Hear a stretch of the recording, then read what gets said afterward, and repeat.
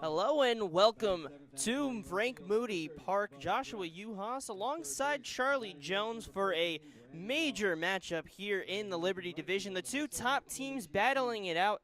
The Mercer Mammoths, who stood atop of this Liberty Division for the most part of this season, and the South Jersey Kings. We'll give you a look at the standings, and you just look at this situation. The Kings 2.5 games back of the Mammoths. It is confirmed to us that if the Mammoths win one game today, they will be clinched into that first seed. So that's going to be a dynamic that we'll see today. But we've been told from Coach Rich Carabelli they're only working with 11 guys. So they're going to have to jump on the first starter of McCracken, who's been strong throughout this season, and also in that second game. And this whole playoff situation has gotten quite tricky as we only have about 5 games left. Charlie, what are you seeing so far? Yeah, no, definitely an interesting situation, especially with the fact that the Mammoths still are 1 game behind the Kings in amount of games played. That doesn't really come into play a ton, but it does come into play for seeding with the rest of the playoff picture, with the Matrix at 14, 12, and 1. However, for today, the magic number for the Mammoths is 1. They get 1 win today, and they will be the first seed going into the Liberty Division playoffs. We know how crucial it is to be that 1 seed going into the Liberty Division playoffs. They were the 1 seed last year. They came away with the title out of the ECCBL South, now the ECCBL Liberty Division. It's a crucial doubleheader today here for Mercer, where they have to take 1. They have to, and they're going to have some good guys all around, as we know, but as we mentioned, 11 guys, not really going to play a factor in this first game. You're going to feel fine. You're going to go with your game plan. You may be a little restricted, but it's really game 2 where it's going to get interesting. We're going to be here for both of them, so make sure you're always staying tuned here on Jersey Baseball Nation. We have the greatest summer baseball you could find out here at Moody Park, and not even just here, but anywhere you find them. I mean, we even had a game being played in Bayonne. Very far out. Yeah, we're lucky to get some of the best players in the tri-state area, meaning that, you know, this is the premier spot for collegiate summer baseball, and you can see it with these two teams right here going down the playoff stretch. They have a ton of D1 guys and a ton of guys who have contributed so much this year, putting in big performances. You look at the Mammoths with Jack Hughes. The last time that these two teams played each other in a doubleheader, he was able to steal a game away from the Kings with a clutch 3-run homer. You never know who's going to come up big when it comes to the ECCBL, and it seems like every team has every guy out there, all of them just absolute studs. Yeah, every run is going to matter when you have 2 top teams going at it. We'll take you through the defensive alignment for the South Jersey Kings. Griffin Clark behind the plate catching for the starter of Gabe McCracken. At first is Mike McGinley, second is Heffernan. At shortstop is Noah Danza, and at third base is Owen Rossi. He'll slide his way into the infield for today. Henry Pancoast will make his first Moody Park appearance here in left field. Mason Myers in center, and Marco Christopher will man right field. And the lineup for the Mammoths, a lot of the usual guys that you see in the similar spots. You have Q Williams leading it off, playing second. Jordan Raba at short. Jay Slater in the third spot, the catcher on the day in the cleanup spot. The hero the last time these two teams played, in Jack Hughes. He will be first base. Chase Bonner will be the pitcher and DH. He has been strong on both sides so far, so we'll see how it fares today.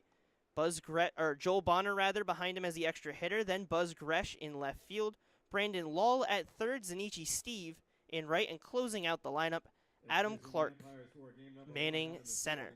So we're just about ready to get underway, and should be a great matchup. We'll see how this ends up playing out. 7 innings, a battle between the two sides, a fight to push themselves into that first seed spot. The Mammoths, they win today, they win this game. They've clinched that first seed. The Kings trying to keep them in it. The first pitch fouled off. First pitch at 4:01. Very punctual. You gotta love it. And especially after yesterday, this game was supposed to be played yesterday, but if you couldn't tell if you live in the area, it was raining all day, so it really was never a chance to get that game in. So we're here today, and it's a lot better weather, as Q Williams fouls that one off. Definitely a lot better today. I mean, very little wind as the flag is completely still out in center. 80 degrees with sun here in Ewing. Couldn't ask for a better day for baseball. 1-2 just misses high. Q Williams stays alive, another pitch. It's been very strong for this Mercer Mammoths side. Is slated as an all-star. He'll take another one close but outside the zone. A good amount of all-stars found across this league and across these two teams alone, which we'll get to later in the broadcast, as Q Williams will lift that one to right field, and diving is Marco Christopher, but it was trapped. Yeah, they'll say that one just got down at the last second before getting into Christopher's glove. Nice piece of hitting there for Q Williams, and a real good effort out there in right by Christopher. You know, we've talked so much about these being the top two teams and how much these teams really want to end the regular season on a high note, especially for the Mammoths clinching that first overall seed. You can see the effort already out there today. First pitch to Jordan Raba, gets it by, swing and a miss.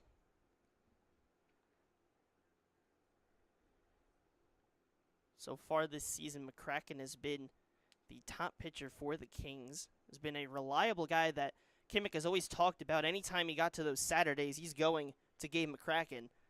And it's not a Saturday, but still moved a day back. Still, Gabe McCracken will be on the mound, and they need some strong pitching if they want to take down this Mammoth side that we've seen can produce offense at any point. And Raba lines that one to right field. It'll drop on one hop in front of Christopher.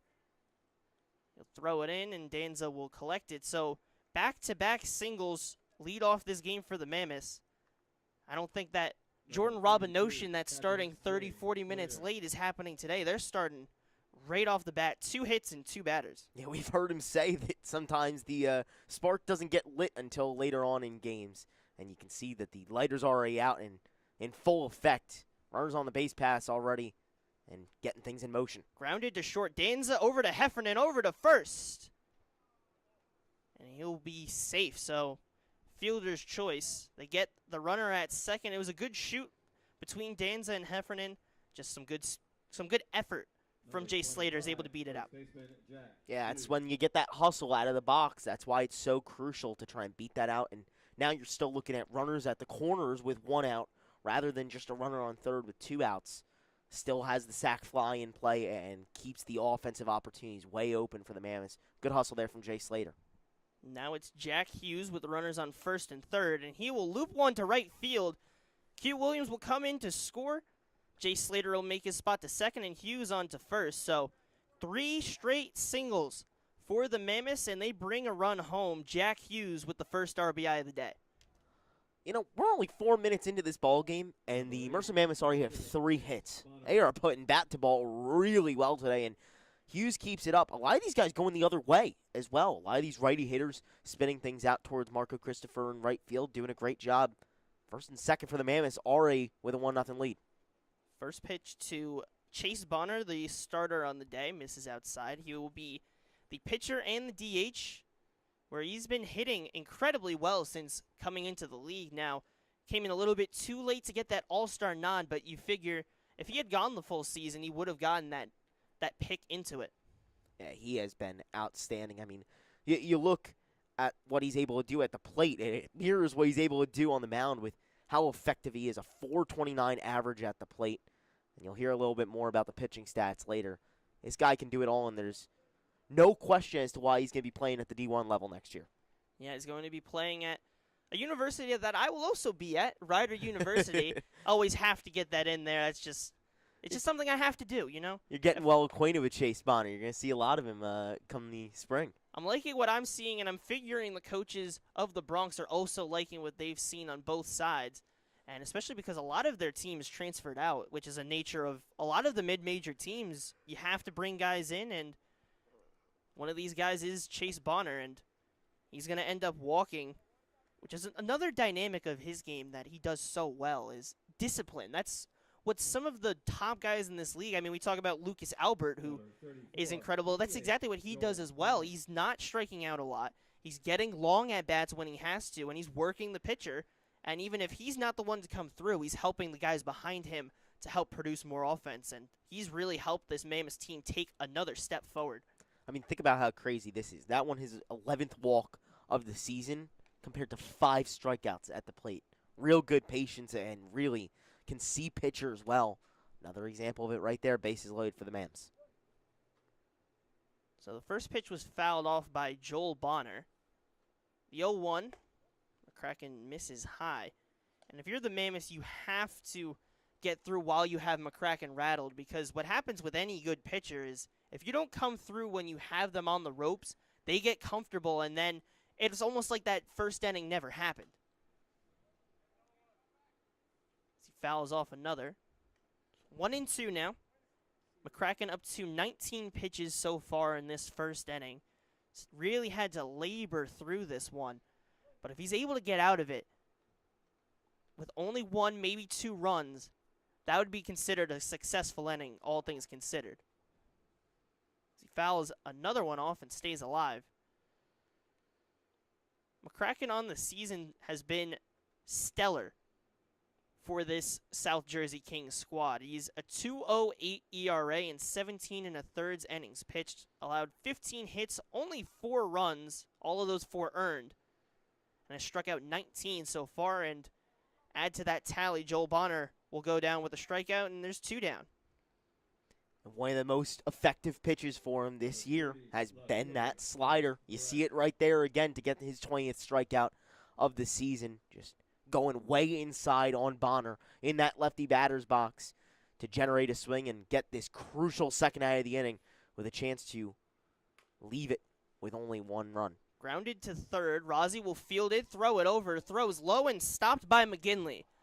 So the Kings will get out of the inning. They leave the bases loaded and only allow 1. A great job from the Kings and gave McCracken to escape a major jam. They only trail by 1. We'll head to the bottom half as the Kings offense will get their first licks. And we'll talk a little bit about the starter for the Mammoths when we return on Jersey Baseball Nation.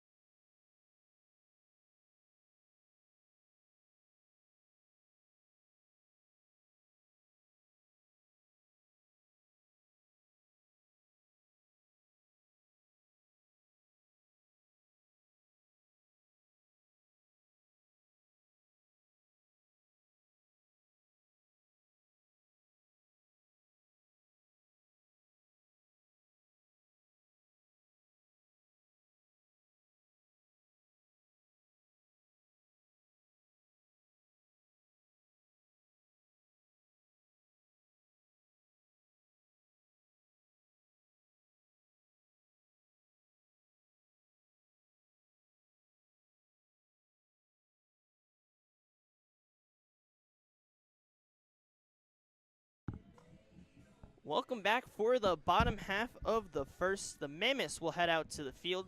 They score 1 on 3 hits, but leave the bases loaded.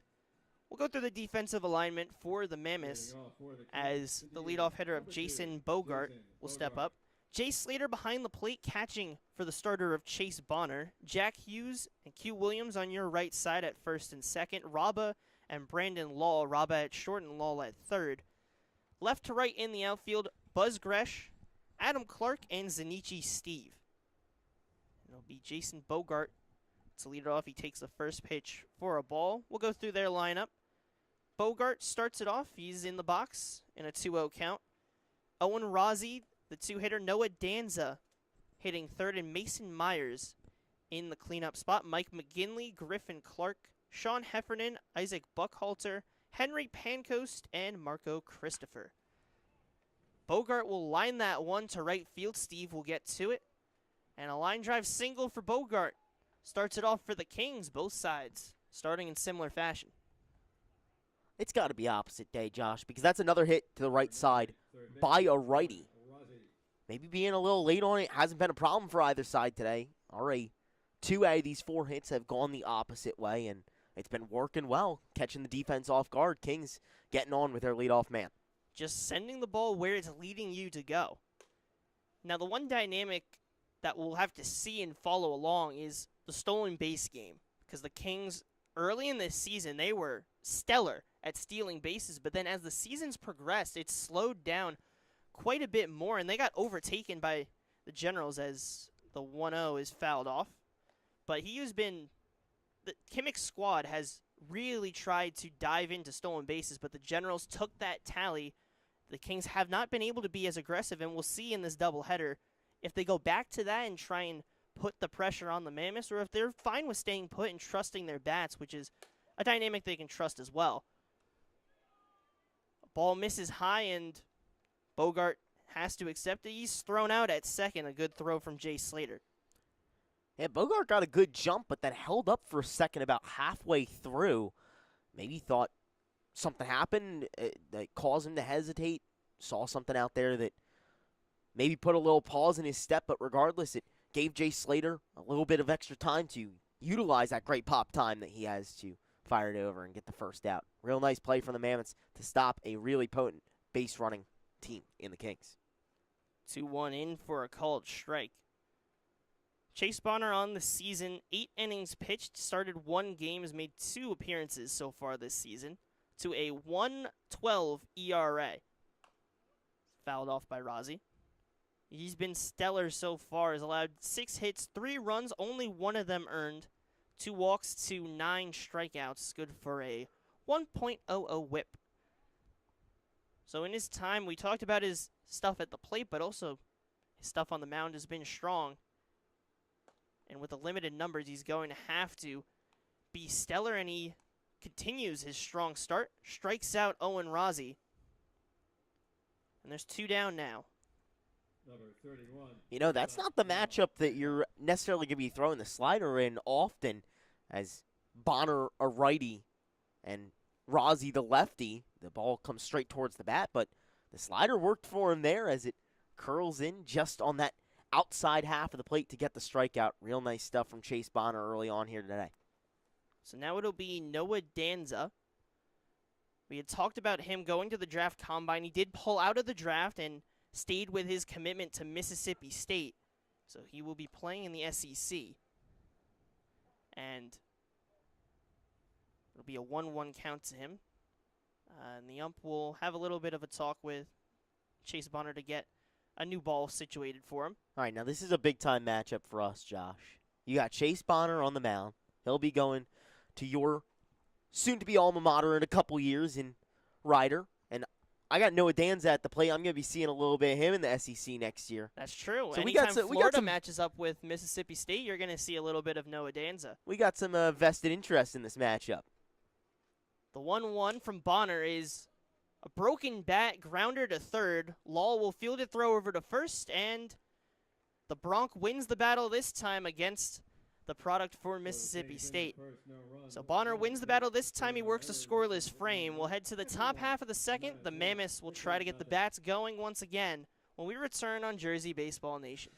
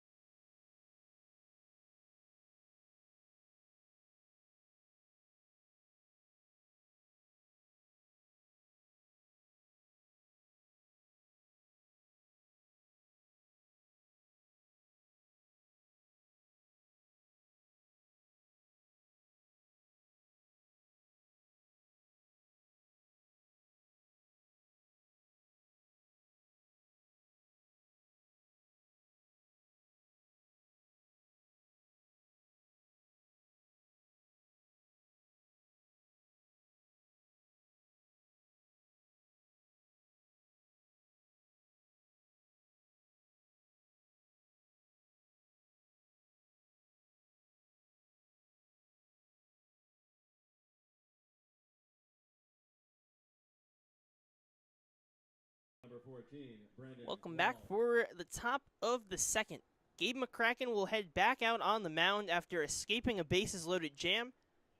His offense produced one hit but did not end up producing any more, and they lost that base runner on a caught stealing. But McCracken will go back on the mound and try and get in a groove. And boy, was that crucial to get out of that first inning, and now he's already gotten a 2-strike count on the leadoff hitter of the inning, the 8-hitter of Brandon Lull. 0-2 misses outside. Something about the tall righty on the mound right now is that he carries a lot of confidence, and you can see it. He works quickly. He knows what pitches he wants to throw each time and executes them with success often. This is a guy who's been very strong in this summer season, and you will see him come playoff time possibly be one of the better starters in the ECCBL playoffs. And you have to have that confidence to work out of jams like you did in that first. You get in a bases-loaded spot, you still have to trust your stuff that it's going to get you out of it, and that's exactly what he did. You also have to trust your defense. He's allowing those guys to hit it in play, knowing that your defense behind you is going to help you out. And that's a confidence that you can't necessarily teach. You can develop it over time, but sometimes guys just kind of have it, and you just learn in the experience. And so far in this league, McCracken has shown just that. As a hard grounder to short, Danza will field it cleanly and toss it over to first for the first out of the inning. Great recognition of where that ball in play was going. He slid to his left. Had to slide quite fast and range to make the play. Was able to do it very easily, though, for a routine ground out in the first out of the inning. Yeah, you have to move your body all the way towards second and then kind of twist your body to get it to first. As another ground ball, that one to Sean Heffernan. Fielded cleanly for a routine ground out, and that's back-to-back ground outs to start this second inning after a first that started with a bunch of singles. This is what we've often seen at Gabe McCracken. If there is any damage done against him, he comes out in the next inning and is lights out, doing it again right here and just generating some weak swings and misses or weak balls in play that he's able to trust his defense in and then get those couple of first outs in the inning. And this is why it's so pivotal in this game with that first inning, that after the 3 hits, the 3 straight hits, the 3 singles, and they get that run in, they get the bases loaded, and they didn't waver. And then that's what you're allowed. Then once you get to that second, it allows for McCracken to basically reset and just go again. Your team, you're going to have to score either way, so you're fine with that. As the grounder to second was bobbled a bit by Heffernan, but a good recovery gets it over to first. McGinley fields it clean, or grabs it rather, and they'll get out of the frame scoreless. So McCracken, after allowing 1 in the first, a scoreless second, will head to the bottom half. The Kings will try to get their offense going as they try to take down the top team of the Liberty Division. We'll be right back for that bottom half when we return on Jersey Baseball Nation.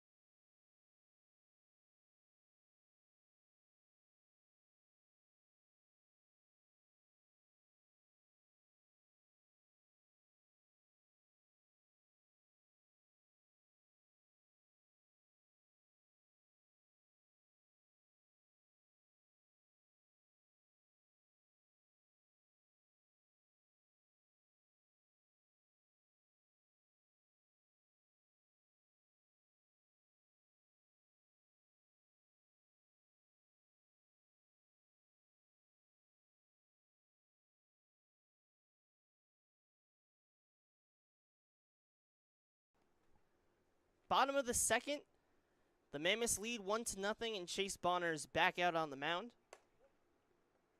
The first pitch misses to the cleanup hitter of Mason Myers. The Kings did get a base hit in the first inning, but was caught stealing, so the cleanup spot leads off the second. So the second one misses inside. Bonner worked strong in the first inning. He's trying to continue that work using his fastball and solid breaking pitch, but so far to start this second, the control not as strong as he needs. He's going to have to get back in the zone.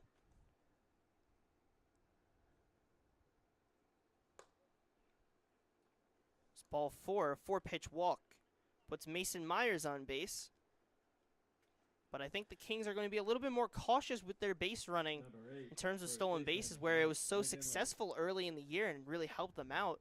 So far, it's kind of been getting in their way recently. Yeah, no, you're right. I mean, you go back to 2 or 3 weeks ago, they were at 93 stolen bases. Now here at 103. They were stealing bases in a given week. And it was 8 Kinnick's to goal. 10, even more a week. They were stealing every single time they got a chance. And now they've definitely tried to slow it down. And I think maybe that the game plan was starting to be recognized by the rest of the Liberty division. It hasn't stopped the Gens, though, with No. 116 themselves. And it doesn't stop the Kings often, but maybe trying to dial back on that aggressiveness as he knows that maybe the success rate isn't as high as he was hoping come playoff time. Pickoff attempt. Myers will get back safely. But that's a dynamic that really is so different when looking at the Kings team now versus if you go to a broadcast in the past, they're stealing every single chance. Myers would already be trying for second. But here you know every runner matters. Every run matters, and you've seen the arm that Slater has behind the plate. You've seen the pop time he has and the speed at which Bonner is able to get it to the plate. So that's a dynamic you're going to have to consider. But if you get late in this game and you might need the base, we know the Kings can do it. Oh, yeah, certainly. I mean, they are very effective when it comes to the base pass. They carry a lot of speed with them, 2 of the speediest teams in the ECCBL on the field right now. But when your success rate is only 83%, and earlier in the season it was 95% on stolen bases, you're surely going to dial it back and really covet those base runners, knowing how important it is as every game draws near to the postseason. Bonner gets the count to full against Michael McGinley. Another pickoff attempt. Myers will get back. McGinley's just looking to get that first breakthrough kind of hit to get the wheels turning for this team. Bonner gets set and delivers. The 3-2 is lifted high and foul. Certainly had the distance for a home run. Just went foul. He had a very good piece of that one. Yeah, that ball was smoked, and it kept on carrying. Perfect launch angle. Just couldn't stay fair. Pulled it just a bit too much. Just Unlucky. that bit too early. Just have to slide that timing a tick or two back, and that's a home run to give you the lead. And that's one of the worst feelings that you end up after the foul ball homer. Strikeout looking, and Chase Bonner is able to get the first out of the inning. Number 12, catcher Griffin. Bonner just continues to work so well. And this isn't a guy who's going to beat you over the head when it comes to strikeouts, but he can certainly unleash his fastball or his slider to generate strikeout looking, strikeout swinging, foul tip into the glove, and really get these hitters back to the dugout. Nice job of it right there to get the first out. Still with traffic on the base pass, though. Another pickoff attempt on Myers. They do not want him going anywhere. It's the third pickoff attempt they've made on him. And with college rules, you do get the 2 attempts on them per at-bat, and since the at-bat switched on the strikeout, that reset back to 0, so they can give another try at Myers if they so choose to. As Griffin Clark skies this one to right. Hugh Williams will get under it and grab it for the pop fly out. And there's 2 down now for Sean Heffernan. All right, we've talked a lot about speed and how Number crucial 11, it is when it comes Basin, to Sean being on the base Heffernan. paths. Q Williams showing the speed right there out in the field, range from second all the way over deep into right field to get that one and call off Steve to make the play.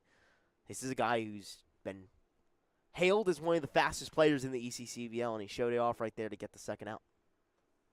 First pitch to Sean Heffernan, misses outside. So far this inning, 13 pitches for Bonner. The 1-0. Called strike on the outside half. He's done a good job of finding the fastball on that outside half to be able to nab a strike or two on these hitters. So we'll see, where does he attack here? Myers is on the move on the 1-1. Slater's throw down. Not in time. This time the Kings win the battle against Slater. A close one, but a good stolen base from Mason Myers. And with 2 down, you have a runner in scoring position. Great pop by Slater behind home. Even better jump from Myers. He was already halfway to second when the throw came in. Really doing a great job of recognizing the windup of Bonner. Runner in scoring position for the Kings. Chance to strike. 2-1 misses outside. So the second inning, we are seeing a lot of more 3-ball counts for Bonner. The Kings looking to take advantage of these long at-bats, getting as many looks as they can on the starter. Called strike on the outside half. Goes back to the bread and butter on this start so far. And now the count is full. Myers the runner on second after a walk and a stolen base. Heffernan with a 3-2 count and 2 down. Face delivery and foul it off. So he stays alive. On the season, Heffernan, 266 average, has 10 RBIs, trying to make that 11. Bonner wants to keep this game at a 1-0 margin, so we know every run matters in these high-level battles. The 3-2, called strike 3 on the top of the zone. Chase Bonner escapes and leaves a runner on second. Strands 1. We'll head to the top half of the third. The Mammoths back at the plate. We'll try and get to Gabe McCracken. McCracken trying to stay in a groove when we return on Jersey Baseball Nation.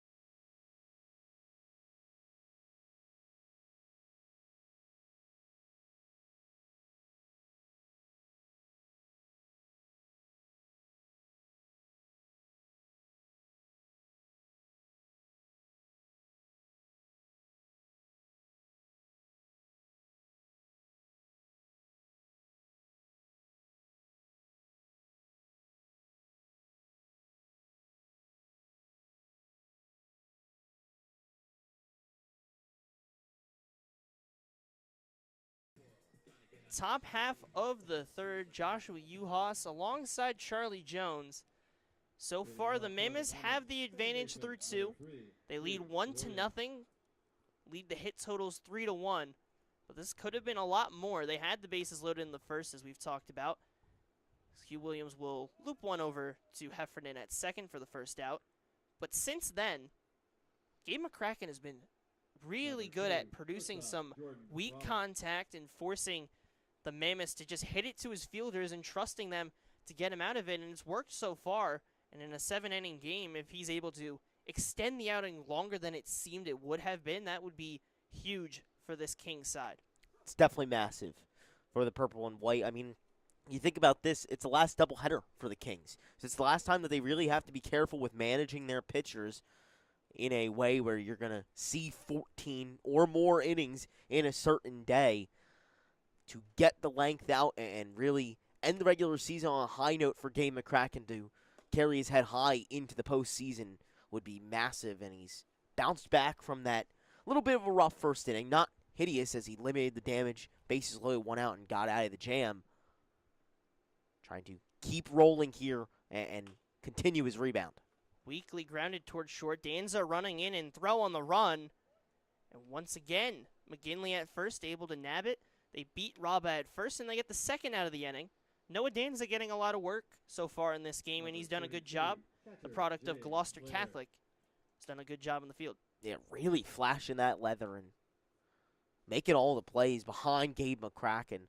That time a jump throw puts enough oomph on it to get the second out of the inning, doing a real nice job. And that's why he's a top 150 MLB prospect for the draft, pulled out, and will be one of the best players, one of the best freshmen entering the SEC next year. Kraken gets the first strike called and second one on a foul ball. So quickly, 2 down in the inning and 2 strikes on Jay Slater, who's a guy that we've kind of had some funny dynamics with because every time this guy hits a homer, it's when we unfortunately cannot get it on camera. We were not there for one of the games that he hit a homer, and the other we were there. We had the camcorder, and they didn't get it on. They didn't get on recording. Brutal. He does have that home run power though. 2 homers in 7 games. He's been a massive pickup for the Mammoths, and this is a guy who plays at Northwestern, and despite only playing 7 games, is an ECCBL All-Star on All-Star right now. Yeah, he's been incredible since that first game he had, as that one's grounded and picked by Rozzi at third. He'll throw it over, and once again, a smooth inning from the Kings. McCracken works a second straight scoreless inning. We'll head to the bottom half. The Kings still trying to find that way to break through when we return on Jersey Baseball Nation.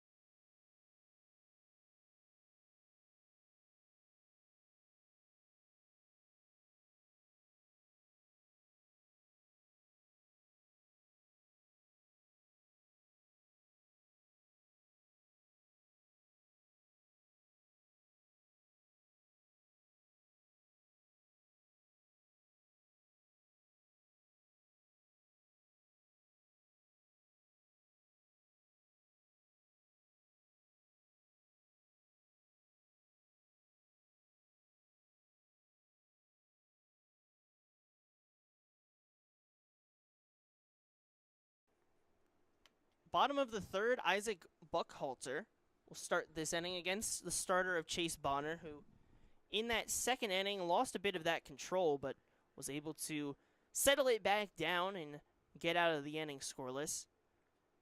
First pitch misses to the 8-hitter, the extra hitter of Isaac Buckhalter.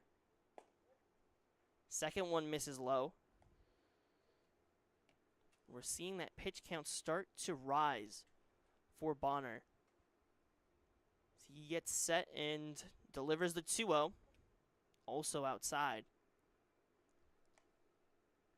So the Kings might want to look to be a little bit more patient in this game. If they can get that pitch count high on the Mammoths, we know that they're a little bit understaffed today, only bringing 11 guys. They're going to have to get some innings, and that's a 4-pitch walk to Isaac Buckhalter to start the game. And now Henry Pancoast will step up. He has played in 5 games, hitting .270, but his first time for us broadcasting him here at Moody Park. Yeah. First time to get acquainted with Henry Pancoast, member of Gloucester Catholic as well as Noah Danza, and not even enough time to talk much about him as he pops that one up. Fly ball. Adam Clark gets under it to make the play. So gets the Gloucester Catholic player of Henry Pancoast down. He's committed to Seton Hall, but we'll talk about him a little bit more when he comes up the next time, or if anything is to happen in the field. So now it will be the 10-hitter on the day of Marco Christopher. Usually playing left, most of the times we see him today in right because of Pancoast, who is manning left field. In the first pitch, in there for a called strike.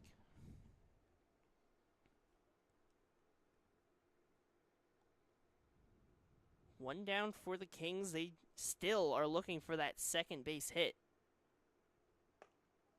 Breaking pitch just misses. It's one of those close ones.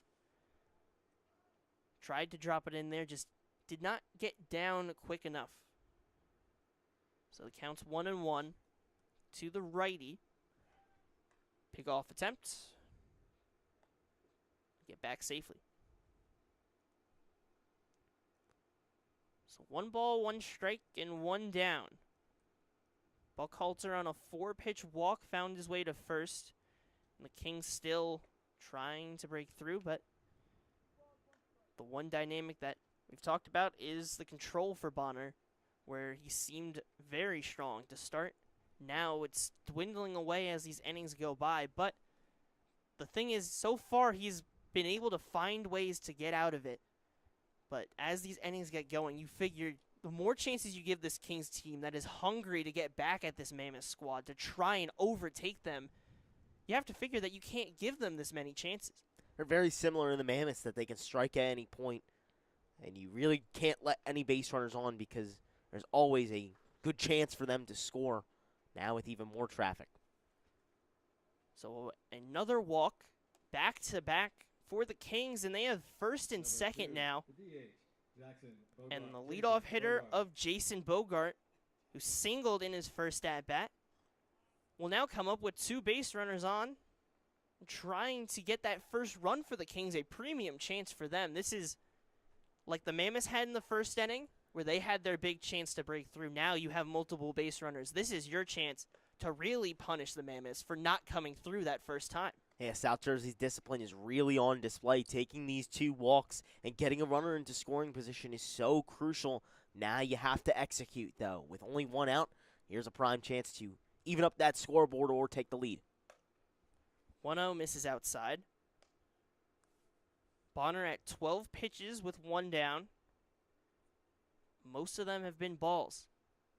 Just a couple of them finding the zone, just not having the strike percentage that he's hoping for to get comfortable. So that one's fouled off.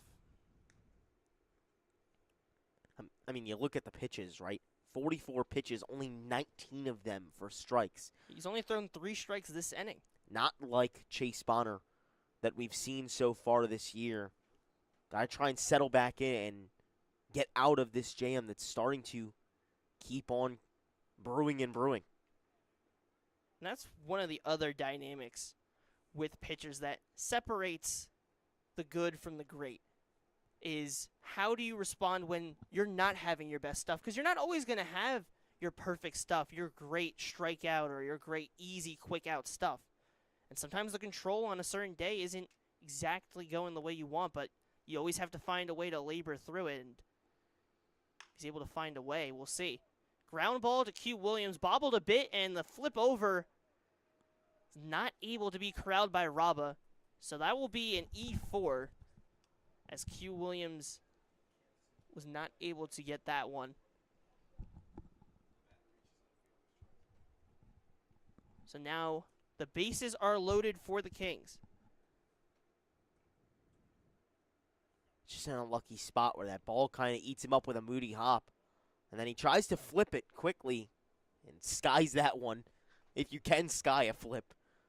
Now, with the bases loaded and one out, what can the Kings do? Crucial spot where you have to come through and at least drive home this run on a sac fly or a RBI fielder's choice or something of the ilk.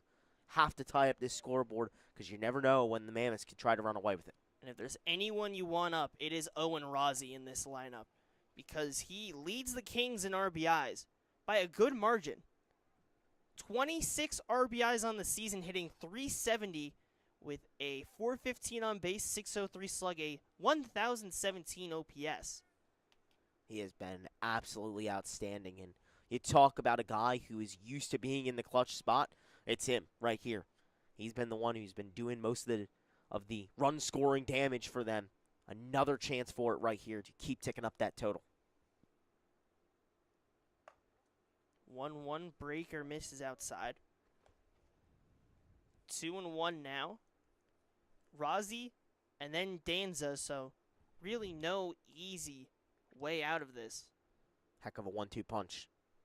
Because Danza right behind him is hitting .350 so far in his time in the ECCBL, and already has 7 RBIs, so you're going to have to attack him if you're Chase Bonner. He does have a 2-2 count on Rozzi, and he's hoping to find that window out. The Kings hoping to kick the door down. The 2-2 delivery, grounded foul to the right side, so we'll try it once again with the bases remaining loaded.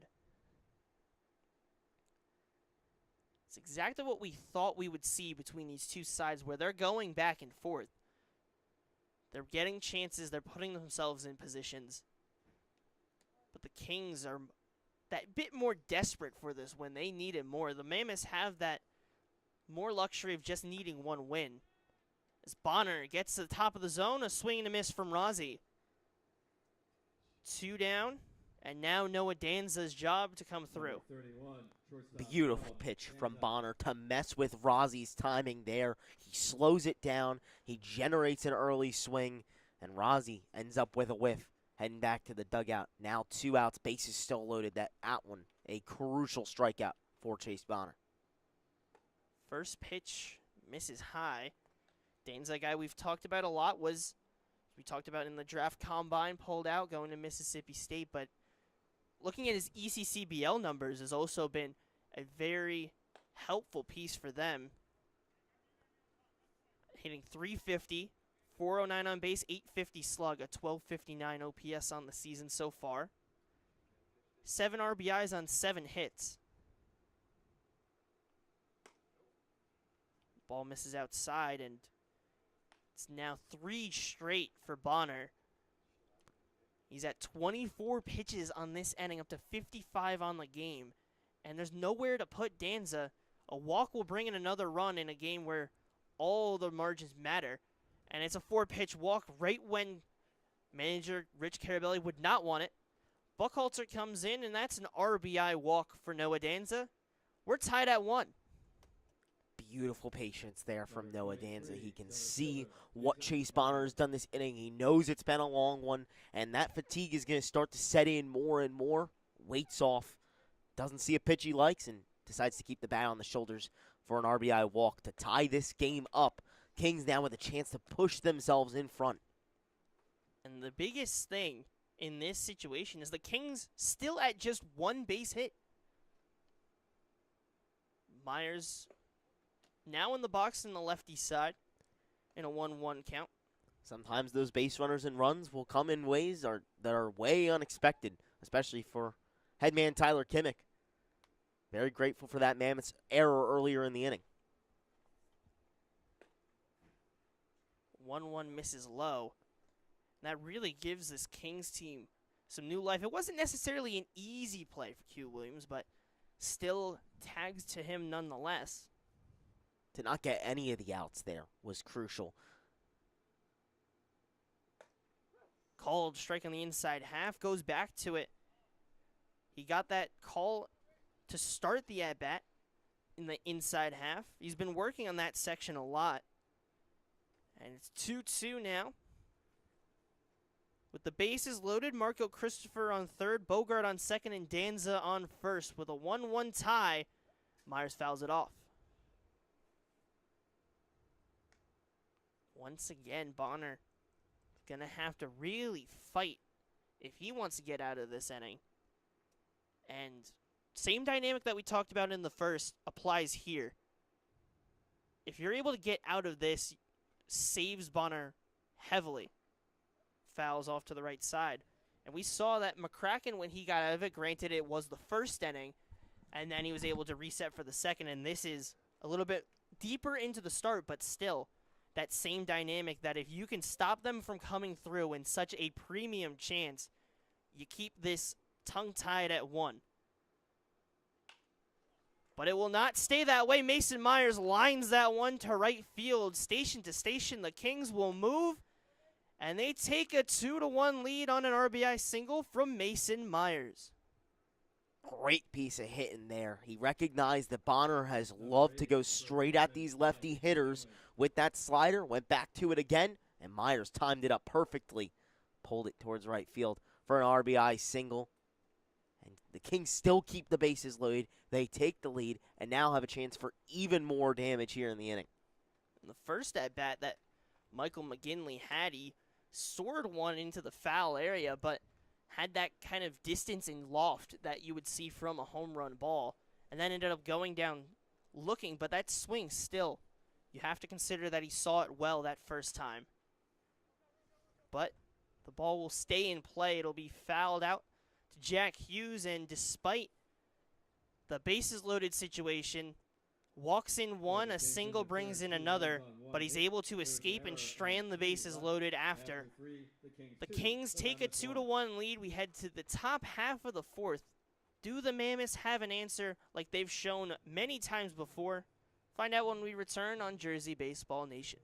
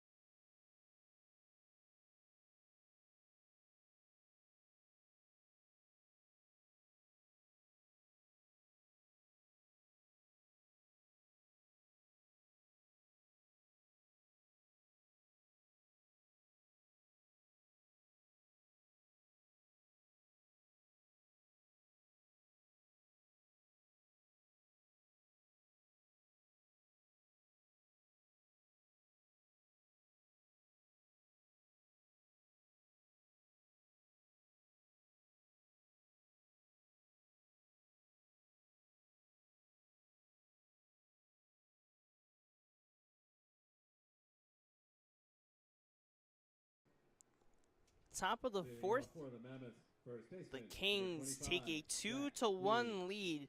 They get the bases loaded. A walk brings in a run from Noah Danza, and then a line drive single from Mason Myers.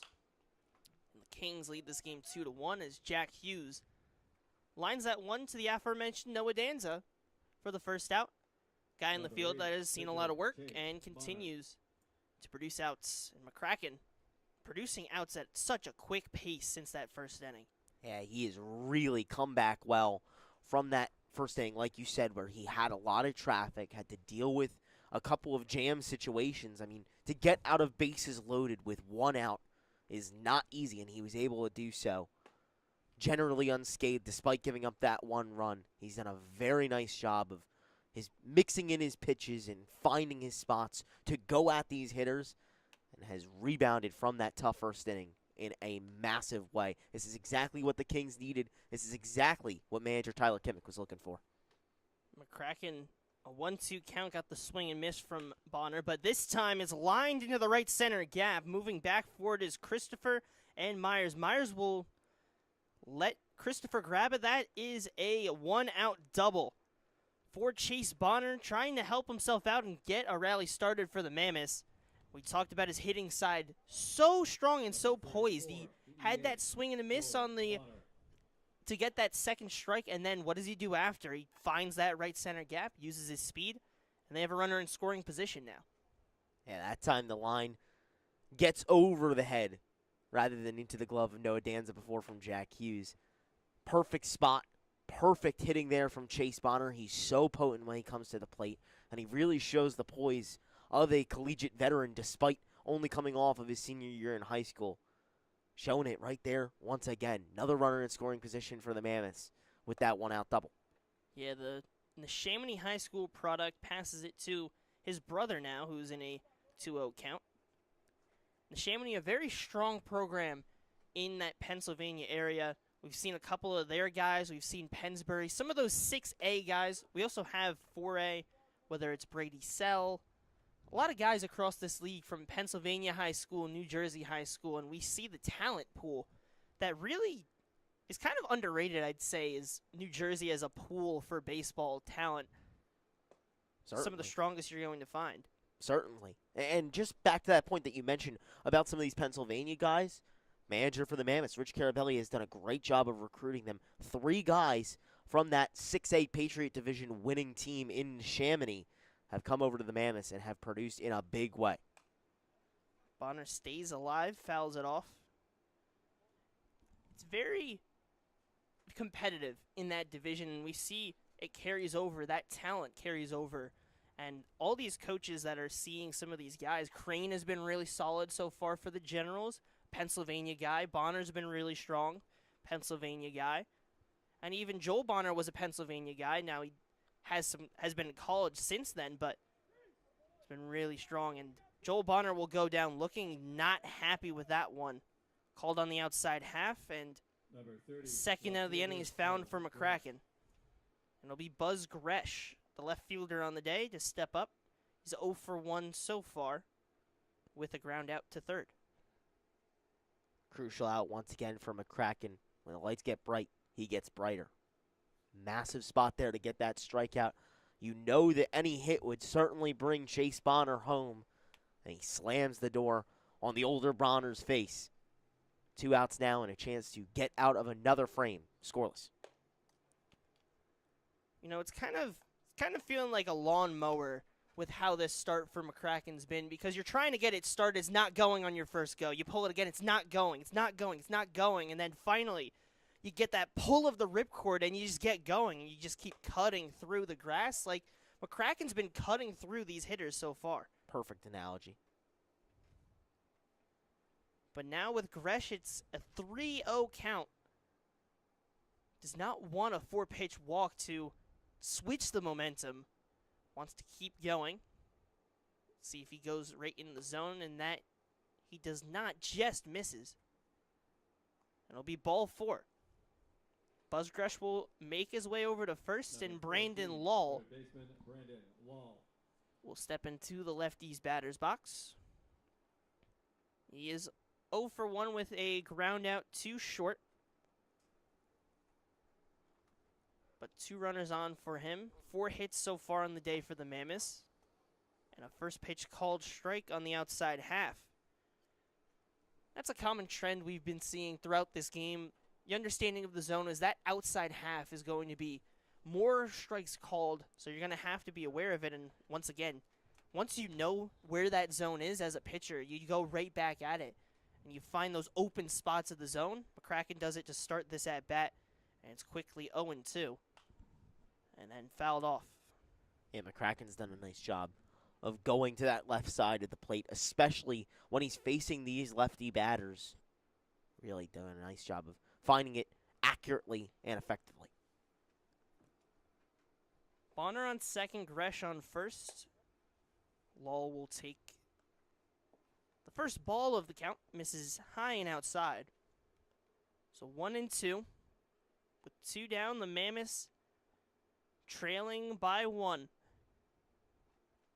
1-2. Swing and a miss. Strike 3 on Brandon Lull. And McCracken strains 2 on first and second.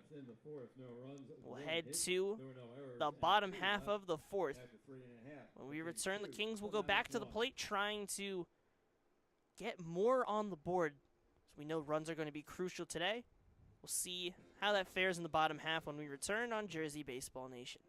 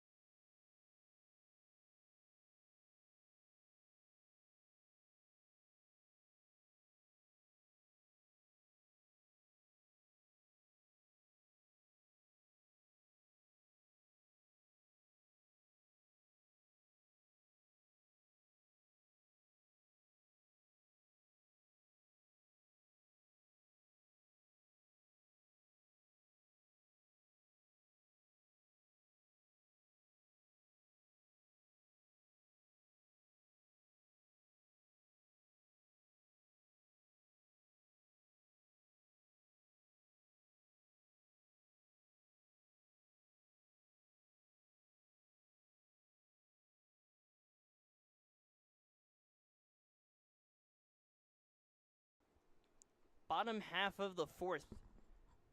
Chase Bonner back out on the mound. We'll get a first pitch strike on Griffin Clark. Bonner got into a bit of a jam last inning.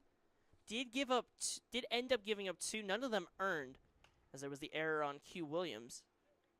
Speaking of him, pop fly to the second base side and shallow right center, and he'll get under to make the play. Right on cue, Josh. I see what you did there. I see what you did there, and I like. But a good job from Q Williams, gets a read, gets under it. And a good job from Bonner to bounce back from the last inning. And it was the last 2 he struggled with command, but to get that first out, really helpful for him. Even if he is to have control problems here in the fourth, still crucial to help yourself out, get one less out that you're going to have to get if you end up in a later situation. And once again, skied high, but this one a little bit more deep. Clark gets under it and makes the play for the second out. Heck of a run for Adam Clark. Number 40, the EA, Able to make that Isaac play. You know, Coulter. we often see Ray Mulhern out there in center, and the Gold Glover certainly would have made that play as well. But Clark doing a nice job in replacing him today. But the man is a little bit short-staffed. You couldn't tell it, though. Just got to get that offense going on the other side of it. And the way to do that is to get out of innings quickly and with limiting damage. Bonner going right back to doing that as he did in the first and second inning. 1-0 count now to the righty of Isaac Buckhalter. Walked his first time up. Try and get it going. The righty of Bonner so far is settled down this inning. His pitch count got high in the last two. He's up to 71 pitches overall on the day. Had 12 in that first inning, and then it just kept going up from there. 19 in the second, then 34 pitches in that two-run third. He gets a called strike on the outside half here. It's a 2-2 count.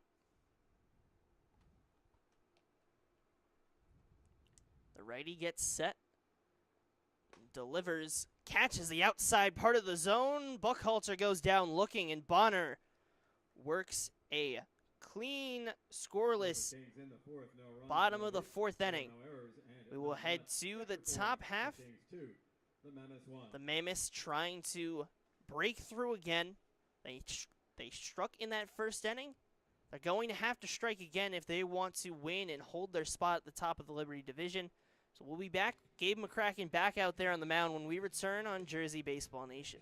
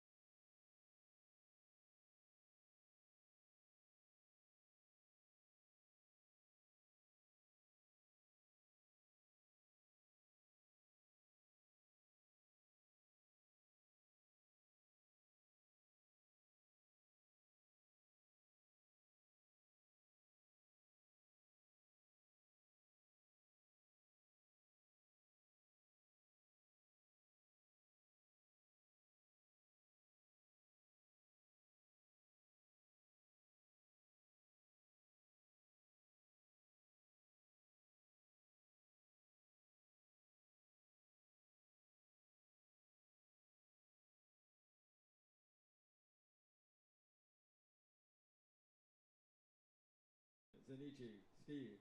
Top of the fifth at Moody Park. Joshua Yuhas alongside Charlie Jones.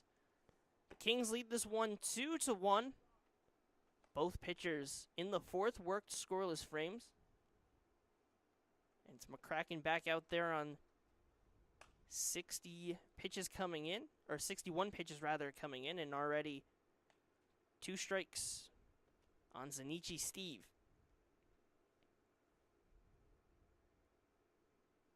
Kraken's only allowed that 1 run in the first. Since then has been comfortable and strikes out Steve. It's a drop third strike. The throw gets away from Clark. And Steve will make his way to second. So Wow. what should have been the second out of the inning where the Kings were feeling comfortable, the throw gets away, and now we're going to have a little bit of a meeting for the umpires to talk it over. I think the question might be if Williams ran out of the base path, is what Tyler Kimmick might be arguing. Or if McGinley might, because initially the umpire had made a point when McGinley and Steve kind of got collected together that maybe there was some form of interference potentially called if Steve were to not get to second. Yeah, what happened with Steve rounding first is he kind of came in, stopped his momentum when he stepped on first, and when he did, almost kind of used McGinley as a push-off from first, grabbing him and moving his way to second. I don't know if that's what Tyler Kimmick is upset about. Looks like he's a bit ticked. Don't know much that they could do about it to fix it retroactively. But at a big-time missed opportunity, right? A drop third strike. you get the strikeout. You got to just lob that one in there and get the out. And I think Number 0, center perhaps they fielder, got a little Mammoths. lackadaisical with the throw over to first. Flew over the head. And now a runner in scoring position with no outs. A crucial spot for the Mammoths. They've been held scoreless the last 3 half innings. Now a chance to break through here, and it's so crucial to do so.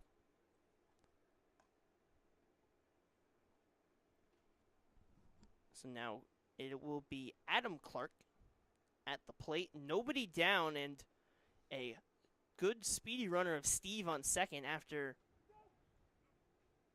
what was a strikeout and then an error that has put him on second. And now McCracken's going to have to work out of a jam where he was feeling super comfortable. A very quick halt to that momentum. As Clark skies that one to left center. Pancoast not able to get there. Drops between him and Myers. The throw goes to second. Steve is rounding third and heading home. And he'll get in safely. It was a strong attempt from Heffernan, but smart base running from Steve. Apparently he missed the plate. He goes back, he sneaks his foot in and scores. So he's able to mask the fact that he didn't touch home for long enough. He sneaks his way back over to the plate and he Number 3, touches second in baseman, for Q. Williams. a tie ball game. Oh my goodness. That is a crazy sequence of events. I thought it was going to be caught in that left center gap between Myers and Pancoast, but a little bit of miscommunication. Neither of them end up grabbing it. And then the sequence comes in, they get it in. Heffernan gave his best shot to get it at home in time. And Steve then was able to sneak past Clark and get him to score. Yeah, Pancoast didn't read it well off the first jump and was a couple steps late to the ball, and that's what led him to not being able to make the catch. Then the throw comes home. A good throw might have gotten Steve at home. Instead, it goes off the plate. And like you said, he might have been one of the only people here today that knew that he didn't touch home plate. That is quite the shock. And kind of another lapse there for the Kings. I mean, obviously that's a hard one to pick up in any sort. But you miss the drop third strike conversion, and then you have that where you have a chance to just step on home and get the out. Obviously, hard to know about it. 2 unlucky situations have seen this ball game tied up with the Mammoths another chance to go forward for the first time since that third inning. And it's such a big shift from where this game was trending beforehand with McCracken's start, because we've talked about plenty of times throughout this broadcast. The first Number inning, 2, shortstop, since then he's been Jordan really Romano. strong, and then he was starting this inning well, and then the mistake ends up halting that momentum, and that's all it takes is just one moment to get him off the roll. And now the Mammoths have tied up this game at 2, and they have 2 base runners on with nobody down, forcing the starter of McCracken to fight his way out of this. Yeah, I can't even imagine how tough that must be for him, right? You have everything going for you for the past 4 innings of work. You come into here in the 5th, and it just takes the wind out of your sails. Ground ball stays glued to the ground, and really needed an almost perfect play from Danza to really have any chance for that. So an infield base hit for Jordan Raba, and the Mammoths have bases loaded with nobody down. Number 32, The catcher, Mammoths just always find a Yuhas. way to put themselves in positions to try and score, and they've done that right here, taking advantage of opportunities, and you have the bases loaded, nobody down, a premium spot to try and come through. Even better, even better for the Mammoths, you have one of the best hitters on your team at the plate right now in Jay Slater, a guy who generates a lot of power and could make this 4 runs. And for him, it's kind of the same idea of having a struggle of a beginning and then getting going. We've talked about McCracken's start, but Slater on the season, his first game was 4 strikeouts. And since then, he's been stellar, and now he's in one of the biggest chances of this Mammoths team season in the 5th inning of a 7-inning game.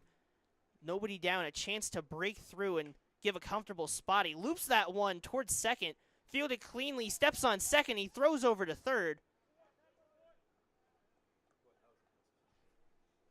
So he gets the double play. And now 2 down, but the run comes in to score. Another interesting sequence, but Heffernan, a smart play, steps on second, throws it to third. They get the tag and get him out at third. Good job from the Kings. Great heads-up play there by Sean Heffernan to step on second and recognize that with the bases loaded, everyone has to kind of hold up for a sec, especially Q Williams at second. Gives him enough time to fire over to third to go from bases loaded with no outs now to just a runner on first with 2 outs. They do lay in that extra run, 3-2 Mammoths as Mercer takes the lead. But that one a crucial double play right there, all generated by Sean Heffernan. Called strike under the hands of Jack Hughes. 1-1. And it doesn't matter how clean or how smooth you score, it's just how you find ways to get it done. Has not exactly been the prettiest way to score in every way, but you get the job done, and Jay Slater gets the job done. He gets that run in the big spot with the bases loaded. The Mammoths retake control for the first time since the first inning. So with 6 hits the Kings have allowed, the Mammoths have brought in 3 versus 2 runs on 2 hits for the Kings. The chaos has certainly come out to play here in the top of the 5th, and the Mammoths have been the benefactor of it. Yeah, Moody Park always seems to produce some form of chaotic action here. High grounder to second. Heffernan gets to it and fields cleanly. An incredible inning in the field from Sean Heffernan. Really limited the damage once again. What could have been an explosive inning for the Mammoths where they break through with the bases loaded, they bring in just 2. So once again, they strand 1. We head to the bottom half of the 5th. The Kings are going to have to find an answer once again, though. We'll see if they're able to find that in the bottom half of the 5th when we return on Jersey Baseball Nation.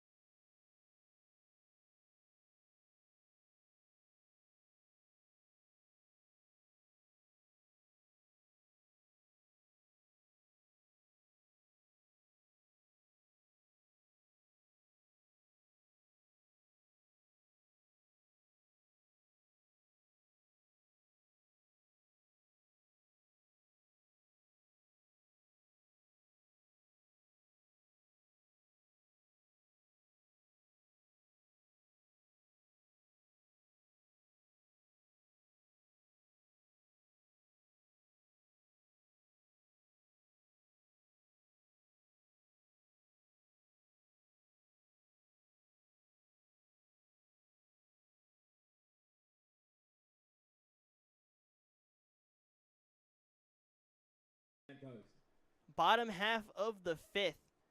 The Mammoths put up 2, but when they had the bases loaded, Sean Heffernan came through on the defensive side, made the double play, fielded a grounder, stepped on second, threw it over to third, and got a double play, and limited the damage to just 1 on that sequence. As Pancoast will ground that one to Bonner, and that'll be the first out of the inning. So once again, a quick at-bat for Henry Pancoast, and Number 7, marks the right first fielder, out of the Marco inning as Christopher. Bonner gets back to work and trying to get comfortable. He did get that first out the last inning, but we know the control. We'll see how it plays out. He's at 76 pitches. How strong is that control going to hold out late in this start? And you're completely right about that, especially with how many pitches he has thrown. It's been a long start here for Chase Bonner as he approaches that 80-pitch mark. Nobody warming up in the pen, though, right now for Mercer. Everyone just mulling around. Something to watch to see how long the leash is for him here from manager Rich Carabelli. Breaking pitch dropped in for a strike. Really good movement. One of the probably the best breaking pitch we've seen from Bonner so far today. He's bringing it out at exactly the right spot. Beautiful pitch there. Couldn't have placed it any better. 0-2 to Marco Christopher, grounded to third, fielded cleanly by Lal, and throw over to first for the second out of the inning. So we'll head to the top of the lineup now after the ground out. Jason Bogart trying to get this offense going for the Kings that really is not picked up. They only have Number 2 2, hits, and even though they produced those Jason 2 runs, Bogart. the offense has not been able to find it off of Bonner, who's done a great job of preventing hits, because if he allowed a couple, this is a completely different game. It's a grounded chop towards short, throw on the run from Rabba, and a 1-2-3 fifth inning for Chase Bonner. We head to the top of the 6th. The Mammoths try to add some insurance runs. We'll see if they're able to when we return on Jersey Baseball Nation.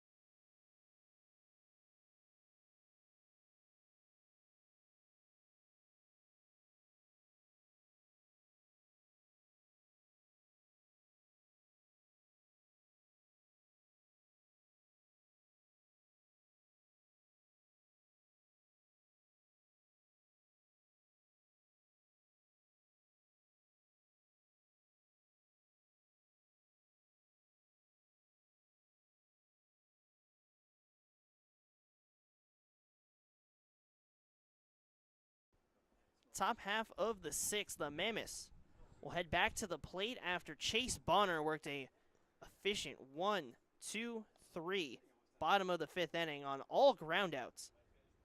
So he's done a great job to just keep on fighting, and his team has helped him out. They lead 3-2, and now Bonner back at the plate. He's 1 for 1 on the day. He walked his first time and hit a double to right center his second time up. But 3 straight balls from Gabe McCracken to start the 6th. So they're trying to get as much length from their starter of McCracken as they can here in this 7-inning bout. Called strike. Yeah, he needed that strike. A 4-pitch walk would not be conducive to him exiting the inning, getting through the entire 6th. Got to find that control once again, and he's done it on back-to-back pitches now. Gets a swing and a miss on a high pitch, and now a full count after 3 straight balls to start the count. And he just misses on the inside half. Tried to get that inside part of the plate. Control brought that pitch a little bit closer to Bonner's body. And it'll be a walk, another strong at-bat from Chase Bonner. Seems like a broken record just every single time. It's good at-bat, good long at-bat for Chase Bonner, ending with him on base. And now it's Joel Bonner behind him. Skies this one to right field. Marco Christopher will get under it to make the catch. So fly out produces the first out of the inning. Buzz Gresh Number 30. will now left step fielder, up. Buzz Gresh.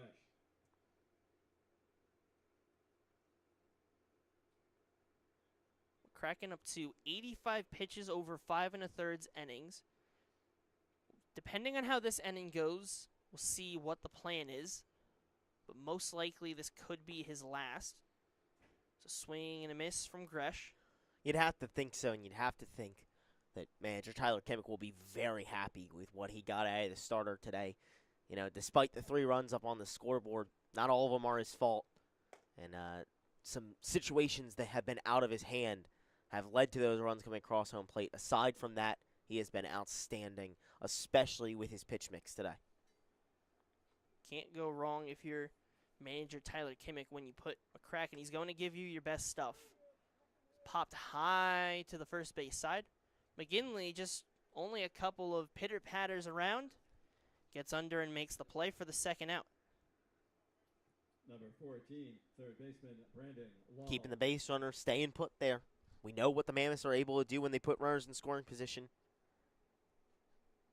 That part is crucial if they want to. If the Kings want to go back to the plate, still only down 1, and a chance to tie things up or take the lead once again. This is a back-and-forth contest between these top 2 teams in the Liberty Division.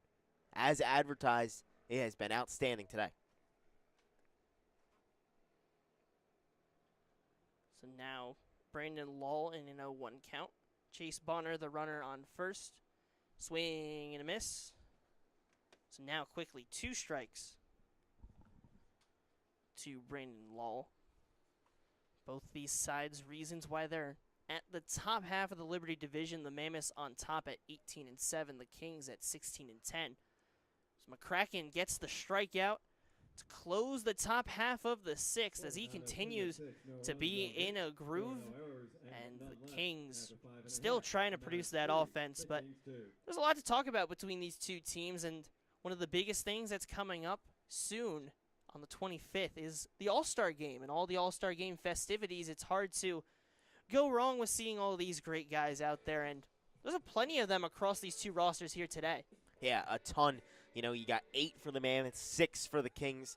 Let's take a look at the Mammoths first. I mean, they have been outstanding, both pitching and hitting, but especially their hitters have been outstanding. I mean, you look at Ray Mulhern, one of the better hitters and defensive guys in the nation when it comes to JUCO. He'll be making that jump to the D3 level, and he kept it up here in the ECCBL. And then you look down the rest of the guys, right? Q Williams, Nick Garbusian, a 2-way guy. Jay Slater, who's come in as a late addition and has been outstanding for them. We know that he's Mike Olson's favorite player. Jordan Raba, continuing what he did at Mercer County, preparing for the D1 jump and has been outstanding here. And then the pitchers, right? Josh Klena, just doing everything that this team has needed. Crucial stuff for the Mammoths, and that's why that these guys are all-stars and they lead the Liberty Division in all-star selections. They have been studs all year for him, and Rich Carabelli will be happy to see his guys go play in Quakertown. 100%, and even for the Kings, we look at their side, another strong group of people. I mean, Owen Rossi leading that charge. He's not only going to be an all-star, but he's also in that home run derby, so you'll be seeing him putting up some big swings for them. Also joining him in that outfield is Mason Myers, also one of the starters. An alternate, Liam Schwinn, for the Kings. He will position himself well in that spot. And you look at the starters, the 2 guys we're seeing today, both going to be All-Stars. Gabe McCracken, who was stellar, played at Rutgers Camden, will be in that All-Star game.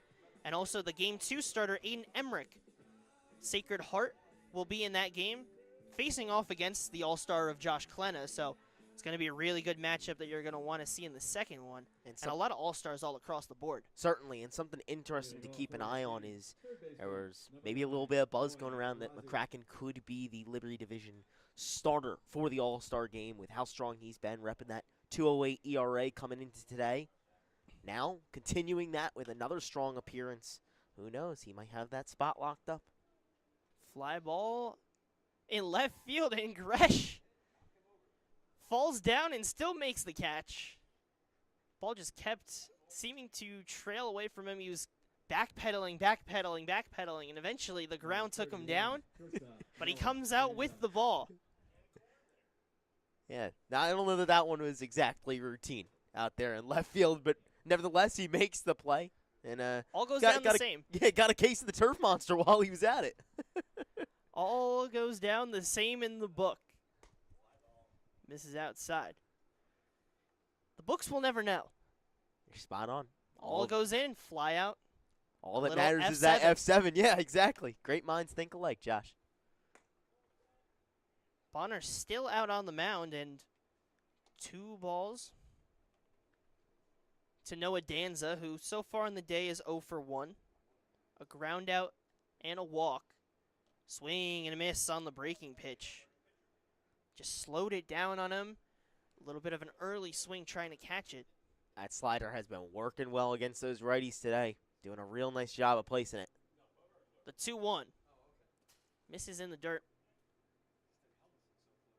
So now a hitter's count for the Mississippi State commit, who will be going there, as we've mentioned plenty of times before. 3-1. In for a called strike on the outside half. Danza made a little bit of a move thinking that he had ball 4, but stay in the box. And a full count now. Righty delivers and will get his way to first nonetheless. A full count walk. Bonner up to 87 pitches on the day. And Danza will make his way to first. Once again, the Kings produce a base runner, but not by a base hit. Yeah, second free pass for the Bulldogs commit there. First time it was an RBI. This time it's trying to start a rally for the Kings. And you wonder, how long is the leash for Chase Bonner here? Grounded to the right side. Q Williams, no chance to get Danza at second. He'll make the play and get Myers out. So a quick sequence Number 8. for the guy that had one of the 2 hits in Mason Myers, had an RBI, but grounds that one to second. Q Williams makes the play. And now there's 2 down. You do have that runner in scoring position, but you're going to need a base hit. It's going to have to come off the bat of Michael McGinley. McGinley, Clark, Heffernan are the sequence in the box and the 2 to follow. Breaking pitch, well placed on the outside half. That slider is just automatic for Chase Bonner today. This late half for Bonner's start has been stellar in terms of getting that breaking pitch to work, and that pitch was the first time in the last 2 half innings that Bonner's been on the mound that he did not really hit that breaking pitch. Otherwise, it's been a stellar pitch late in this game, because early it was not, the control was not exactly there for the heater, but McGinley puts the ball where he needs to, drops it to right. The throw in from Steve is not in time. Noah Danza will come in to score an RBI single for Michael McGinley, and this game is tied at 3.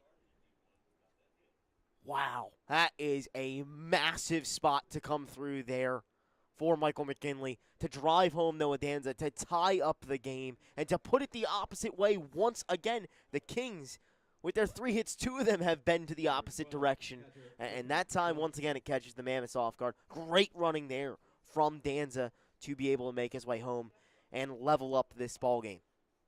And McGinley on the throw makes his way to second. So still a runner in scoring position. And now a tie game at 3. Another breaking pitch, hit and play, grounded to short. Raba throws it over and makes the play on the run. So after surrendering the run on the 3rd base hit of the day, the first by Michael McGinley, he gets an RBI when he drops it down in right. Danza comes in to score, and we go into the top half of the 7th. These 2 lockstepped at 3. We'll return, see which offense can break through when we return in the top half. Gabe McCracken back out for another inning of work when we return on Jersey Baseball Nation.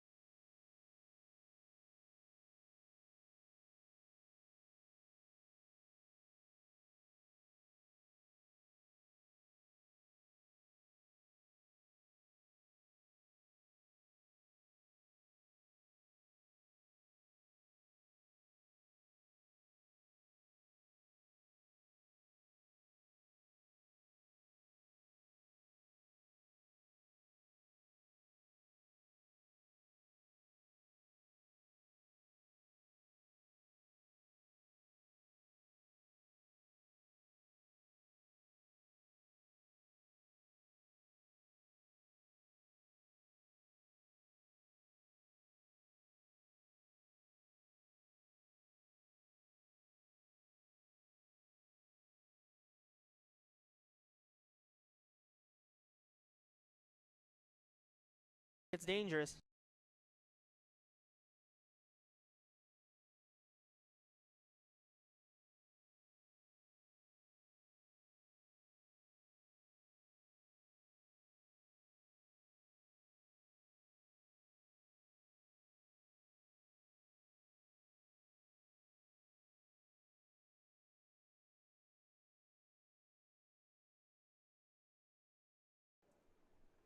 Top half of the 7th. And Gabe McCracken's back out there. Zenichi Steve skies one into the left center gap. Pancoast back. Myers will grab it off the wall. Steve rounds second hard, but will stay for a stand-up double to start the top half of the 7th. It's exactly what the Mammoths were looking for, and nobody down already, threatening to begin this inning. Well, I was just about to say that Mercer needed to jump on the Kings early in this half inning if they wanted to put themselves back in front, and they did it just right there. Or they put themselves in position, to do it right there with that Zenichi Steve double. Once again, hitting it to the perfect spot, splitting left and center. And he's got that speed that's easily going to have him pulling into second. He was thinking 3, but more important to remain in scoring position rather than get thrown out at third and try and put his Mercer Mammoths back in front. So now McCracken on 93 pitches.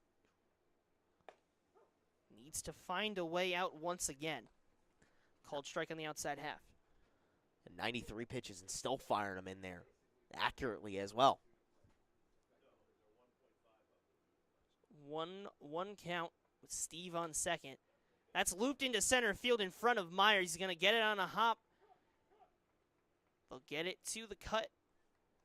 It'll be a single for Adam Clark, and the Mammoths bring up the top of their lineup now, trying to break through, and this is not what you want to see if you're manager Tyler Kimmick. We've often mentioned how crucial it is to have the end of your order, whether that be 7, 8, 9, or 8, 9, and 10, produce so that you can put your top of the order in good positions to bring home runs. The Mammoths have done it right here, and as you mentioned, manager Tyler Kimmick might be a little bit nervous here with runners on the corners and no outs. And Q Williams will cue ball that one into right center, and it'll be another base hit. An RBI as Steve comes in to score. Clark goes from first to third, and still nobody down. So the Mammoths take the advantage once again, and they lead 4-3 now. That is such a crucial hit. We said you get to the top of the order, and that's when you let the big dogs eat. Another big dog eating right there. Raba loops that one to left field. Pancos will let it drop, and it will go just foul. Way closer to the line than it originally seemed. Yeah, that was really close, especially with that foul line not extending into the grass. You can't really tell clearly if it was fair or foul, but that was a matter of inches. So now Raba with an 0-1 count. Runners on the corners. Kraken trying to give as much as he can for the Kings at 98 pitches. Yeah, that fatigue has got to be brutal. Still fighting through it. And with a whole lot of traffic, got to try and manage it as well as you can. Raba grounds that one towards first. McGinley will throw it over to third. They'll try and nab the runner, but unable to. So, fielder's choice attempt from McGinley, and then an error on Rozzi as the throw took the catcher wide, and the run comes in to score. That one, another funky play that sees another run come home for the Mammoths. Almost was able to get Clark in that little bit of a pickle, but the throw was offline from the third baseman. Bogart brings home that extra run, and the Mammoths are starting to extend on that lead that they just built. How much more insurance can they tack on?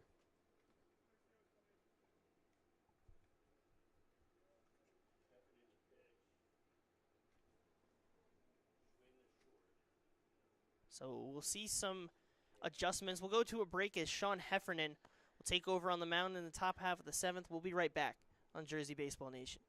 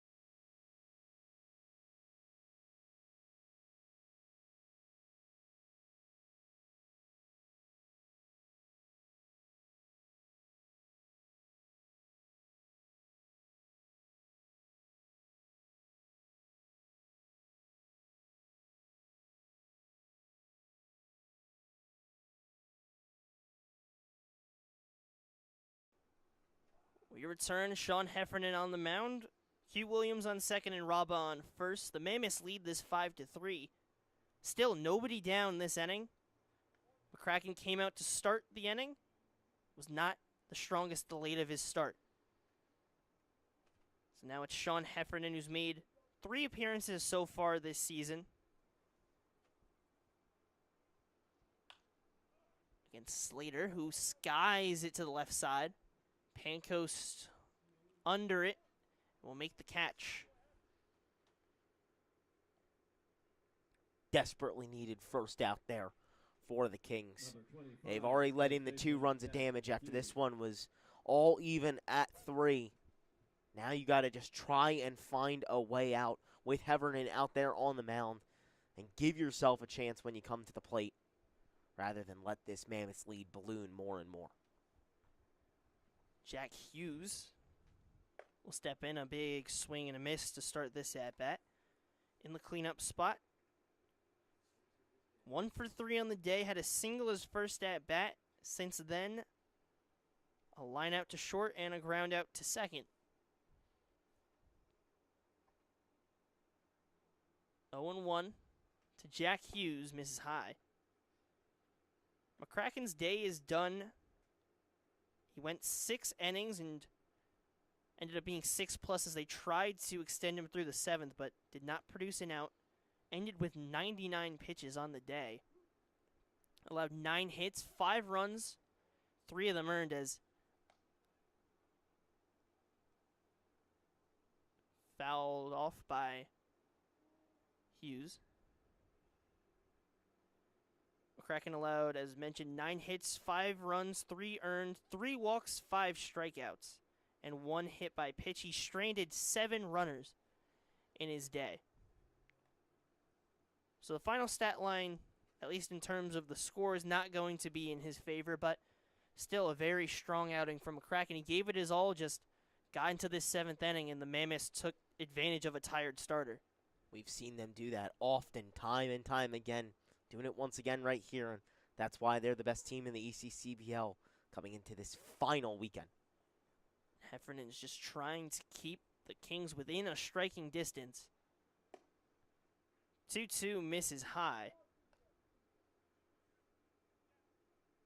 Just trying to find any way to get this Mammoth squad out in the 7th. I've only been able to get one of them so far to go down, and that was Jay Slater when he lifted that one to left, and a balk called on Heffernan, so no pitch.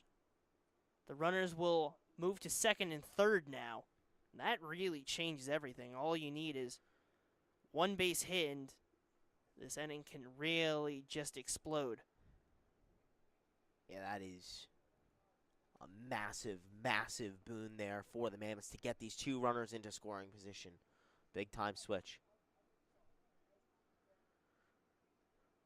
So, on the Balky gets his... He gets an intentional walk, rather. Yeah, to put the runner on first and to give yourself a shot at the double play. It does make sense why they would want to do that. Also interesting, though, with a full count, to not just throw the pitch and see what happens. Guess they feel a little bit more comfortable going at the lefty of Bonner than Hughes, but Chase Bonner is a guy we've talked about that has been really strong and was a starter on the day. He could really help himself out here with the bases loaded and 1 down. Ari has a double into that right center gap today. If he was able to do it here, it could clear the bases. Fouls that one, or swings and a miss, rather, fouls it into the glove. He's a guy that puts up stellar at-bats. And so far today, he's already worked long, strong ones, and it's a very interesting choice to challenge him instead of Hughes when you had Hughes in a 2-strike count on a guy who you know, while when he gets contact in play, he hits it really well, but he's a guy that you can strike out if you give him the right pitch. You're spot on, Josh. The 1-2 from Heffernan, and it pays off because he gets a strikeout swinging on Chase Bonner, and now we'll face Joel. Number 34, the EH, Joel Bonner. So the gamble of intentionally walking Jack Hughes with a 3-2 count, they attack Chase Bonner, and in a 1-2 count, they get the swing and a miss, and Heffernan just 1 out away. And chopped weakly in the infield, the throw by Schwinn, and he gets him out at second. It was a slow roller that just got past the glove of Heffernan, who's been stellar in the field. Keeps rolling. Schwinn, who came in to replace Bogart, runs in, tosses it to first, and they get the out in time. But the Mercer Mammoths jumped on the Kings. They take a 2-run advantage. We head to the bottom half of the 7th. The Mercer Mammoths with a chance to clinch the first seed in the Liberty Division. We'll see if they're able to pull it out or if the Kings can find some magic and produce some base hits. Chase Bonner returns back to the mound when we return on Jersey Baseball Nation.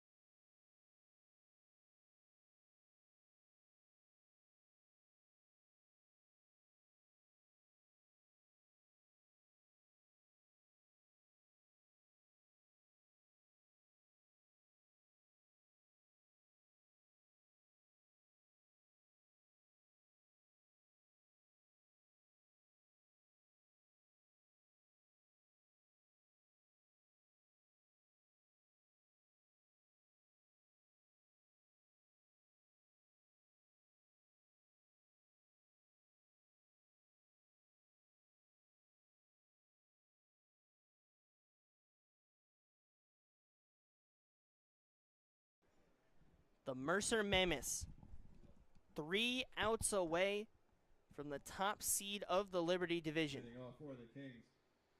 Pitcher number 11, Sean Heffernan.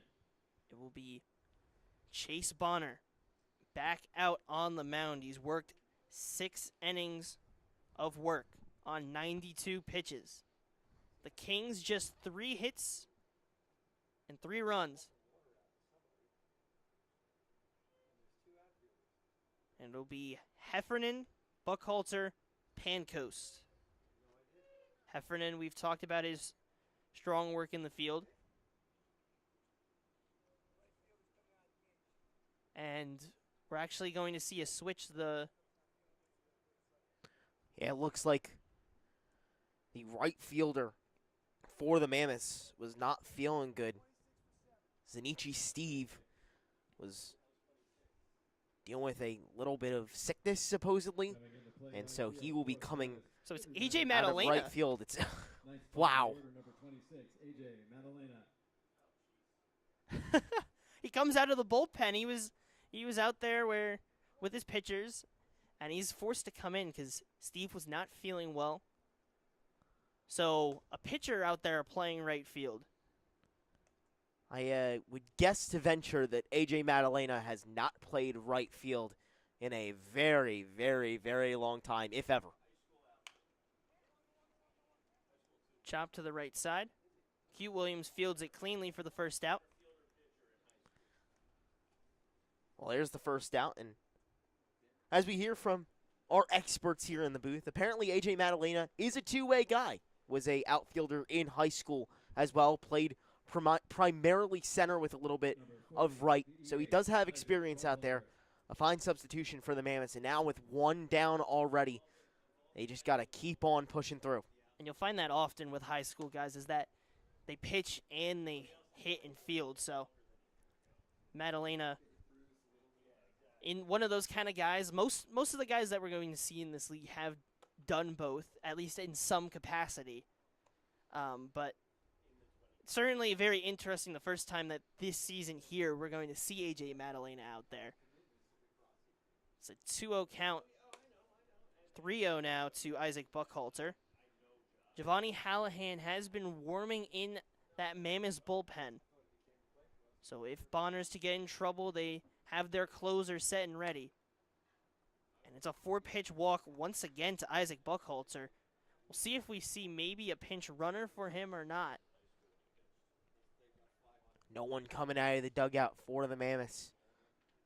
They're trusting their guy in Chase Bonner out there on the mound to keep on going. Pitch hitting for the So Kings, now number 16, Tim Search. a pinch hitter for Henry Pancoast, who had a couple of quick outs and quick at-bats. His time up. Now they bring in number 16 of Tim Search, trying to search for that answer back. So the first pitch misses outside. Bonner up to 99 pitches.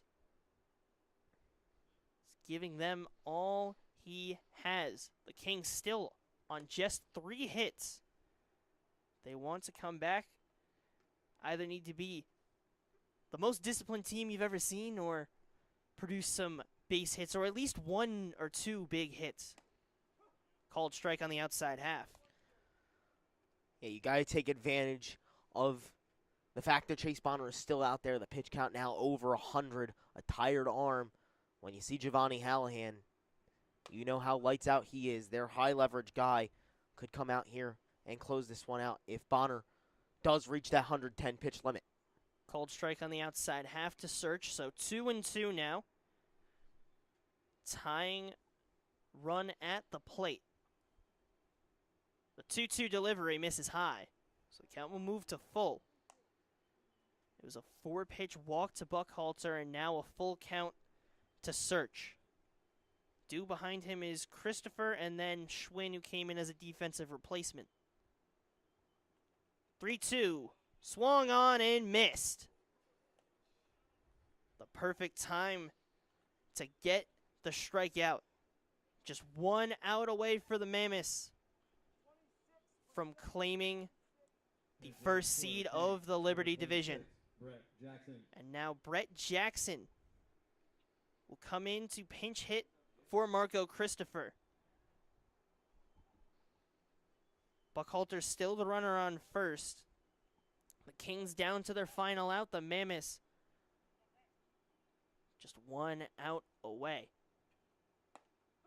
First pitch strike. Bonner's looking to go the complete game.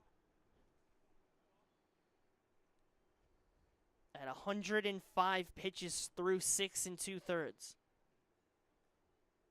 The 0-1 misses low. Manager Tyler Kimmick's hoping that the pinch hitters find their moment and break through. It's 3 guys this inning that will not have had an at-bat prior to this inning.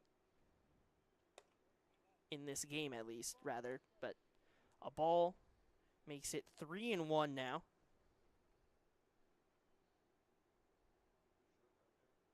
To Brett Jackson. Skied foul. Actually, little correction. It was 2-1. Now it's 2-2. The lefty of Jackson, just like Search, has found himself in a 2-2 count. Kings down to their final strike. Got to dig deep here. 2 balls, 2 strikes, 2 out. The game tying run at the plate. Breaking pitch just misses. Count moves to full. Full count, 2 outs. Buckhalter on first. Bonner on his 110th pitch upcoming. The 3-2. It's lined into center field. It will drop down in front of Clark. That is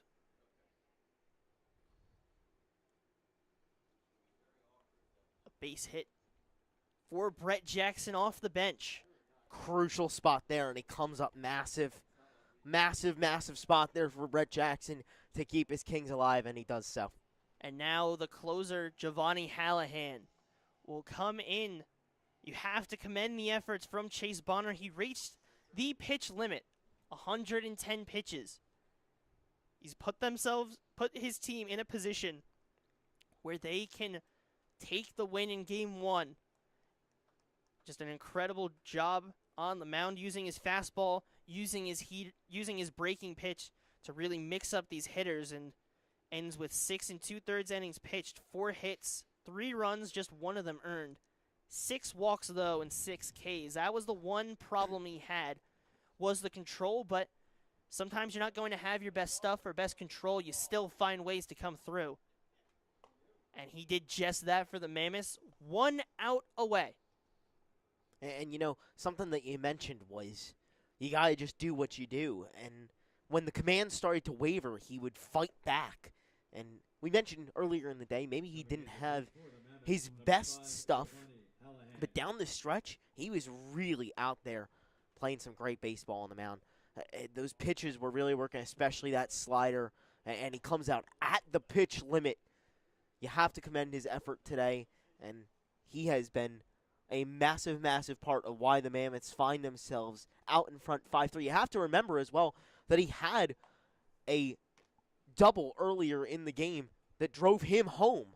So he's contributed both ways, and I'm sure that as he comes off the mound, manager Rich Carabelli was very happy with what he was able to get out of the Neshaminy High School product and able to now turn it over to their best arm out of the bullpen in Giovanni Hallahan, the guy who's seen the most experience, giving them a chance to clinch this first overall seed in the Liberty Division playoffs.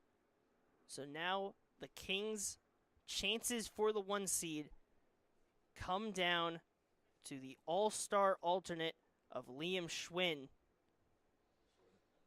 Plays at Stockton.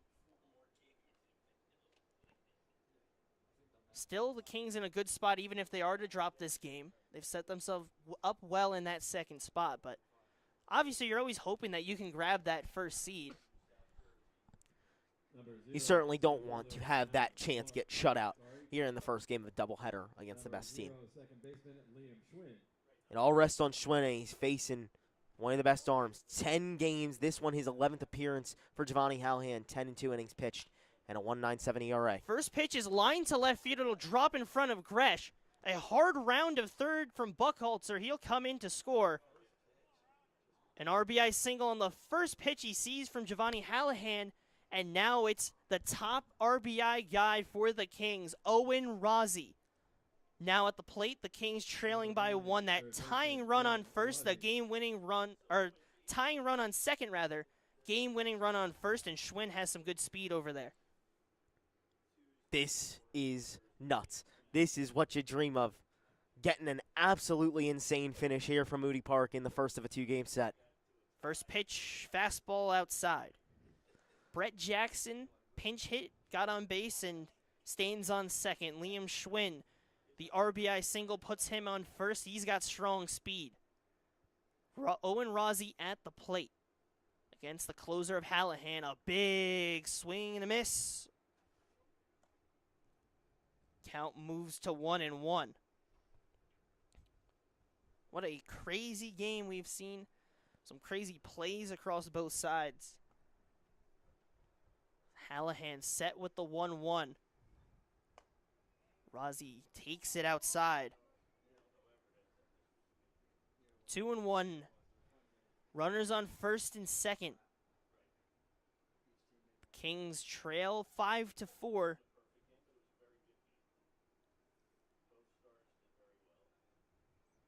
Hallahan delivers. Fouled off. As tense of a moment as you can get in a game. You can feel it in the air, Joshua. It's Rozzi, a power lefty, and just always finding ways to come through for the Kings, and for the Mammoths, Hallahan, that trusty closer that they can turn to, looking to escape the jam. The 2-2 skied high, shallow center field. Q Williams and Clark running to it. Clark runs in and makes the catch. The Mercer Mammoths clinch the first seed of the Liberty Division. They win this game 5-4, and what a game. What a game, Charlie. Absolutely outstanding stuff. This game had everything you could have asked for, and it was nuts. It comes down to that final out, and you almost saw Q Williams and Adam Clark out in center collide with each other or not be able to make the play. This one had everything, but it ends up with the Mammoths taking it down in a massive, massive win as regards to the playoff picture. So Chase Bonner wins the battle with Gabe McCracken. Bonner will get the win, McCracken the loss, and Giovanni Hallahan with a one-out save. And just an incredible job from the starters. The fact that both of them got pushed into that 7th inning, both of them over, getting up to that 100-pitch mark area, and just continuing to go. And for Bonner, his control was not exactly there perfectly for him. He had 6 walks on the day, but 6 strikeouts and got the outs when he needed to, and especially that breaking pitch really came into form late in that outing and helped him to feel comfortable attacking the Kings and just helping them to propel them into that clinching of the first seed in the Liberty Division. Yeah, Chase Bonner's slider was devastating today. He was very effective with it. And you have to commend what both stars have been able to do out there today. Chase Bonner goes 6 2/3. Gabe McCracken has a strong performance in his own right, going 6 full innings. The starters on both sides were outstanding. The offenses came to play late in the game, and this had everything it could have asked for from the top 2 teams in the Liberty Division and 2 of the top teams in the ECCBL. They've dueled many times this season. We've seen great late finishes from both sides to close out games. Yet another one right here. Absolute cinema between the Kings and the Mams. And this one's going to hurt for the Kings because it felt like you had chances to really take it over. You only produced 5 hits. You did get 4 runs on those 5 hits, but still you want more production from your bats. And then also in the field, just some fly balls in the outfield that you feel like could have been gotten to or could have been gotten to a little bit quicker and got in. And unfortunately, unfortunately for them, the Mammoths take advantage. But for them, I mean, one of their runs was one of the more chaotic runs you'd see where Steve comes in. We think he touches, but he didn't. He's all the way almost by the backstop to dugout area, like a little bit in that grass. And then he realizes that he never touched home. He goes back and he gets that foot in from Clark. And that was after Clark had an error that really hurt the Kings. And I think that was one of the things that hurt the Kings was inopportune errors. Because McCracken was getting in a groove. He was looking strong. And then it was one mistake that really broke that momentum. The Mammoths took advantage, and McCracken got back to form eventually, but then when he tried to extend into the 7th, just ran out of gas, and the Mammoths, we know how good they are at taking advantage. They do it right here. So that's, I mean, all we have here for you. A crazy game. The Mercer Mammoths clinch the first spot in the Liberty Division with a 5-4 win over the South Jersey Kings. For Joshua Yuhas, your play-by-play, alongside the great Charlie Jones producing and color commentating. We thank you so much for joining us here at Moody Park, and don't go anywhere because we have a second bout between these two with 2 great starters on the mound. So make sure to stay tuned. Find it here on Jersey Baseball Nation. We'll be right back shortly with Game 2.